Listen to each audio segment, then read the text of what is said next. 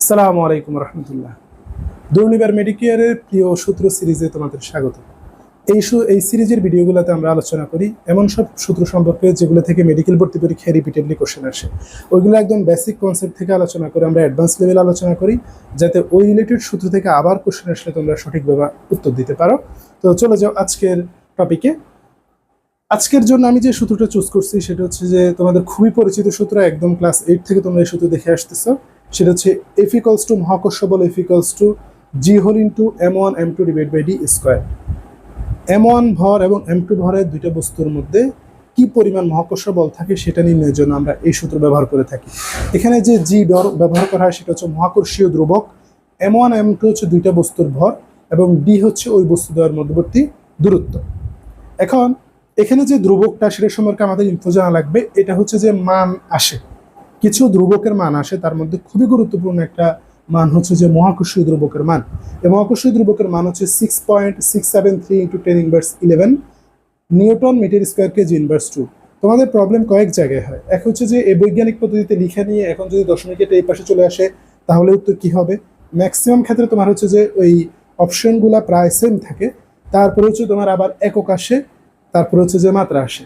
এখন তোমাদের আমি দেখাবো যে এটা অপশনে অন্য কিভাবে দিতে পারে দশমিকের চেঞ্জ করে, সেটা আমি তোমাদের দেখাই দিচ্ছি।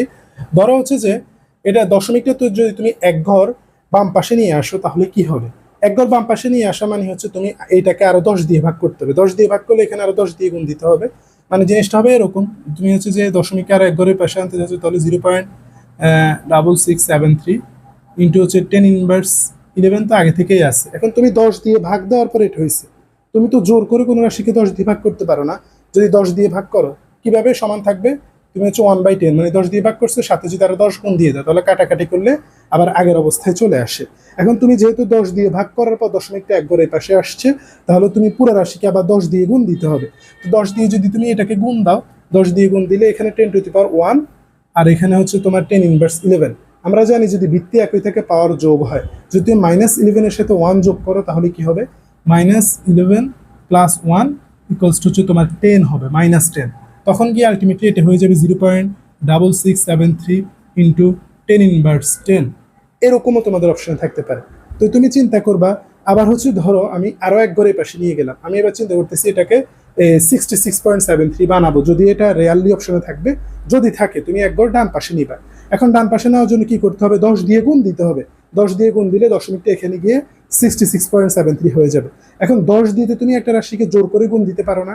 10 দিয়ে গুণ তুমি এভাবে দিতে পারো যে তুমি 10 দিয়ে গুণ দিচ্ছ আবার 1/10 মানে 10 দিয়ে ভাগ করতে হবে, তাহলে কাটাকাটি করে 1 আসবে, আগের রূপে থাকবে। তাহলে তুমি যদি এখানে 66 বানাইতে চাও তোমাকে 10 দিয়ে গুণ দিতে হবে, গুণ দেওয়ার জন্য আবার 10 দিয়ে ভাগ করতে হবে। 10 দিয়ে ভাগ করা মানে এটার সাথে হচ্ছে 10^1 গুণ করা। সেক্ষেত্রে হচ্ছে তোমার ভিত্তি একই পাওয়ার যোগ হবে, -11 এবং -1 যোগ করলে হবে -12, তখন এখানে হয়ে যাবে -12। ঠিক আছে, তাহলে আমি তোমাদের দেখাইছি এক ঘর বাম পাশে নিলে কি হবে, এক ঘর ডান পাশে নিলে কি হবে। ঠিক আছে, এরকম করে তোমাদের অপশন চেঞ্জ করে দিতে পারে। আর আমি তোমাদের দশমিকের যে ব্যাপারটা শিখালাম সেটা তোমরা অন্তত পক্ষে 100 জায়গায় ইউজ করতে পারবা ফিজিক্সের ফার্স্ট পেপার এবং সেকেন্ড পেপারের ক্ষেত্রে। তো তোমরা এই বেসিকটা জেনে রাখবা। এরপরে হচ্ছে তোমার একক। একক তোমাকে মাস্ট মনে রাখতে হবে, খুব ভালো করে খেয়াল করতে হবে। Newton metre square KG inverse 2, কেজির মধ্যে ইনভার্স 2 আছে, মিটার উপর স্কোয়ার আছে এবং নিউটন। খুব ভালোভাবে খেয়াল করবা এবং খাতায় লিখে প্র্যাকটিস করবা। এরপরে হচ্ছে তোমার মাত্রাটা আমরা বের করে দেখাইতে পারি, এবং হচ্ছে যে মাত্রা আমি বের করেই দেখাবো। আমি তোমাদের সাজেস্ট করবো যে মাত্রা সবসময় তোমরা বের করা শিখবা। তুমি মুখস্থ করতে পারো যে আমি মুখস্থ দ্রুত আনসার করতে পারবো, আমি না করবো না, তবে তোমার এটুকু বেসিক ক্লিয়ার থাকতে হবে। যদি তোমার মুখস্থটা কনফিউজিং মনে হয় অপশনগুলো দেখে, তাহলে যাতে তুমি সূত্র ব্যবহার করে বের করতে পারবো। এটুকু একটা স্ট্যান্ডার্ড মেডিকেল ভর্তি প্রত্যাশী একটা স্টুডেন্ট থাকা উচিত। সো আসো আমরা কিভাবে এখান থেকে বের করতে পারি। আমরা এই ফর্মুলা থেকেই হচ্ছে যে জি এর মাত্রা বের করব। ধরো হচ্ছে যে আমরা যদি জি এর ব্যাপারগুলো এক পাশে জি রাখি আর এগুলোকে এই পাশে নিয়ে আসি, তাহলে ডিটা এই পাশে আসলে গুণ হয়ে যাবে এফ ডি স্কোয়ার। আর এখানে জি এর সাথে m1 m2 গুণ ছিল, এগুলো হচ্ছে যে এই পাশে চলে আসবে m1 m2। আমরা জানি যে এফ এর ক্ষেত্রে তোমার মাত্রা কি, এফ এর ক্ষেত্রে মাত্রা হচ্ছে m l t ইনভার্স 2। এটা হচ্ছে বলের মাত্রা, তোমরা জানো। আর এটার সাথে হচ্ছে যে তোমার যে কোনো দূরত্বের মাত্রা হচ্ছে এল স্কোয়ার আছে, উপর হচ্ছে এল স্কোয়ার। আর যেহেতু ভরের মাত্রা হচ্ছে ক্যাপিটাল এম, ভরের মাত্রা হচ্ছে ক্যাপিটাল এম। তাহলে কি হচ্ছে এখানে নিচে এম স্কোয়ার উপর হচ্ছে এম, এম কে এম স্কোয়ার দিয়ে ভাগ করে থাকবে M inverse one, M inverse one. তারপরে এখানে দেখো এখানে তোমার হচ্ছে কি এল স্কোয়ার আছে, এল স্কোয়ার আছে, এখানে এল একটা আছে, তাহলে এল স্কোয়ার এবং এল এ গুণ দিলে এল কিউব হয়ে যাবে, এল কিউব।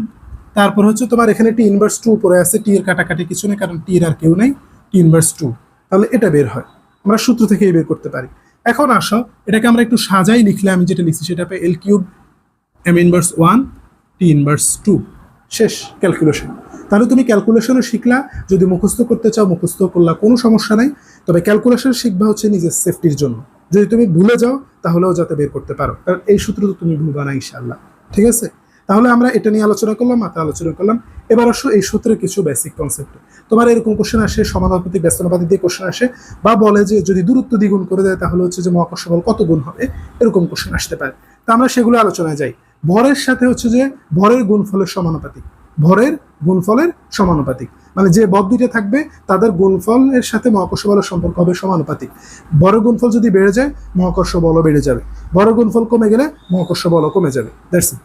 এরপর হচ্ছে তোমার এখানে খেয়াল করো দূরত্বের সাথে সম্পর্ক। দূরত্বের সাথে সম্পর্কের ক্ষেত্রে আমরা দেখতে পাচ্ছি মহাকর্ষ বলের সাথে দূরত্বের সম্পর্ক হচ্ছে বর্গের ব্যস্তানুপাতিক। দ্যাট মিনস দূরত্ব বাড়লে মহাকর্ষ বল কমবে, দূরত্ব বাড়লে মহাকর্ষ বল কমবে। ব্যস্তানুপাতিক সম্পর্ক মানে উল্টা সম্পর্ক, একটা বাড়লে আরেকটা কমে যায়। তুমি যদি এখানে দূরত্ব বাড়াও মহাকর্ষ বল কি হবে, কমে যাবে। তুমি যদি মহাকর্ষ বল বাড়াও তাহলে দূরত্ব কমে যাবে, মানে দূরত্ব কমাইলে মহাকর্ষ বল বাড়বে, দ্যাটস ইট। দূরত্ব বাড়ালে মহাকর্ষ বল কমবে, দূরত্ব কমালে মহাকর্ষ বল বাড়বে, একটা কমালে আরেকটা বাড়বে। এখন কি হারে বাড়বে সেটা হচ্ছে বর্গের ব্যস্তানুপাতিক আকারে বাড়বে। ধরো আমি বললাম যে আমি দূরত্বকে দ্বিগুণ করে দিলাম, দূরত্বকে দ্বিগুণ করে দিলে 1/2 স্কোয়ার হবে, কারণ এখানে আমি দ্বিগুণ করছি ডি এর সাথে। তুমি যদি এখানে 2d দাও 2d এর উপর স্কোয়ার, তুমি যদি 3 তাহলে 1/4 গুণ equals to 1/4 into 1/d square, তাহলে আগে যেটা ছিল তার 1/4 হয়ে গেছে। তুমি যদি 3 গুণ করো তাহলে কি হবে, 3 গুণ করলে হচ্ছে যে 1/3 হোল ডি স্কোয়ার, কারণ এটাকে তুমি 3 গুণ করছো। তখন পরের লাইনে কি লিখবা, 1/9 ইন্টু 1/d স্কোয়ার, মানে আগে যা ছিল তার 1/9 হয়ে গেছে, 9 ভাগের 1 অংশ হয়ে গেছে। 4 গুণ করলে 16 ভাগের 1 অংশ, 5 গুণ করলে 25 ভাগের 1 অংশ, এরকম করে হবে, ঠিক আছে। তাহলে এর বাইরে তোমাদের এগুলোর ক্ষেত্রে আর কিছুই জানতে হবে না, একদম যা যা আসতে পারে আমি সবকিছু সম্পর্কে আলোচনা করেছি। এই ছিল আজকের ভিডিও। ইনশাআল্লাহ প্রিয় সূত্র সিরিজের নেক্সট ভিডিও তোমাদের সাথে আবার দেখা হবে। শেষ পর্যন্ত সবাই সুস্থ থাকো, ভালো থাকো। আসসালামু আলাইকুম ওয়া রাহমাতুল্লাহ।